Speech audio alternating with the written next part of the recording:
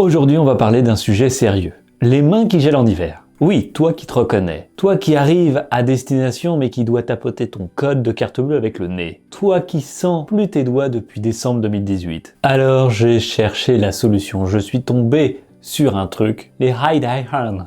Winter Waterproof. Rechargeable Smart. Ended. Motorcycle Gloves. Non plus long que l'autonomie de certaines batteries, mais on va voir ce que ça vaut. Aujourd'hui, on va les tester, les analyser, les mettre dans tous les scénarios possibles et surtout comprendre la vraie question. Est-ce que ça chauffe ou est-ce que c'est juste écrit Ended pour faire joli? D'abord, parlons du design. Je les prends, bouge pas. Ces gants, c'est un mélange entre des gants moto sérieux et des gants de ski très ambitieux. Et un gant d'Ironman qui a perdu son job. On voit direct que c'est du costaud. La coque rigide, renfort partout, matériaux épais, et ça sent que si tu tapes sur la table avec, c'est la table qui s'excuse. Je suis désolé, Monsieur Antonin, ATB. La coupe, elle est faite pour le froid. Longue manchette, serrage double type, ici et ici. Tu peux partir dans l'Himalaya sans prévenir ta famille. Évidemment, le petit bouton magique, celui sur lequel tout repose, le bouton chauffe, qui se trouve ici. Une seule impulsion, ça fait rien. Deux impulsions, ça fait du orange. Orange qui va justifier que ton système chauffe automatiquement, en fonction de la température extérieure. Double fois pour sortir du mode orange. Rouge, chauffe à pleine balle. Chauffe moyenne et chauffe modérée. C'est la même chose de l'autre côté. Je vais pas le faire ici parce que là je commence déjà à avoir chaud. C'est extrêmement rapide. Ça va vraiment bluffer, c'est la rapidité de chauffe. Ces gants, c'est pas juste du tissu, c'est une technologie. Genre vraiment, à l'intérieur, t'as un réseau de résistance chauffante. Comme un chauffage au sol, mais sur tes doigts. 3 modes de chaud, météo montagne, météo Sibérie, et météo j'ai choisi la mauvaise vie. Tu appuies, ça s'allume, ça chauffe. La batterie, compacte, discrète, rechargeable. Elle est placée dans un petit compartiment tellement sécurisé que tu pourrais y cacher ton numéro fiscal. Autonomie, elle dépend du mode. Plus tu veux être un radiateur ambulant, plus tu consommes. Normal. C'est comme dans la vie. Maintenant parlons sécurité. Parce que oui, les gants chauffants c'est cool, mais si à la moindre chute ça protège moins que des gants de jardinage, on a un souci. Sauf que là, ils font le job. Coque rigide sur les phalanges, renfort de paume, matériaux résistants à l'abrasion, couture étanche et renforcée.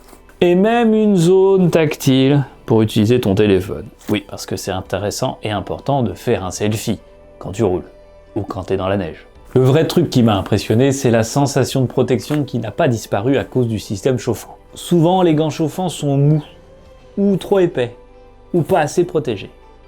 Et là, c'est vraiment des gants moto, qui chauffent. C'est presque louche. Bon, on passe aux choses sérieuses. Le test en conditions réelles. Bon bah je suis chez BS2 Moto, ils vont me prêter un scooter pour faire cet essai de gants. C'est que je le mets en USB comme ça, et normalement, je vais pouvoir, si, admettons, j'ai plus de batterie, que la batterie est là, ça chante en fait, tu vois, je dois brancher ça direct. Donc là, j'ai pas mis la batterie, hein, vous voyez bien. Je mets le gant, on va mettre un peu de contact quand même.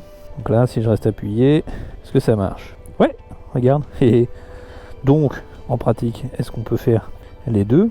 Soit t'as plus de batterie, ou soit simplement tu sais que tu vas rouler longtemps. Est-ce que je l'avais attaché? Ouais, je l'ai un poil fermé, pas vraiment. Ça, je fais ça, je le mets là.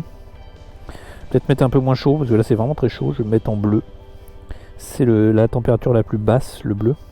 Vert, moyen, et rouge, c'est le max. Hop. Desserre un peu là. Tac, tac, tac. Est-ce que c'est pratique quand même pour rouler? Bah écoute, ça peut le faire. Petit port USB. Ouais. J'ai assez de distance. Regarde, tac, tac. Bon, en cas de chute, je pense que t'as un petit peu attaché à ton scoot, quoi.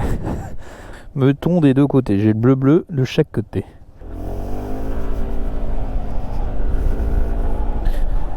Écoute, quand tu les as à la main et que tu les récupères, tu vois, quand tu les prends comme ça au premier abord, t'as l'impression que tu vas manquer de feeling.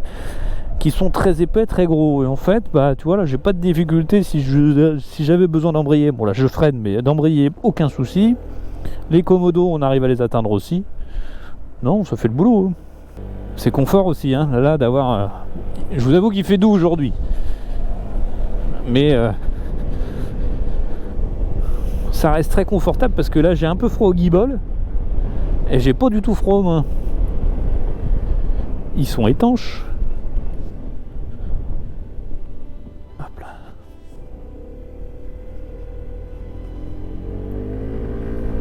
Bon, on a testé le système de charge.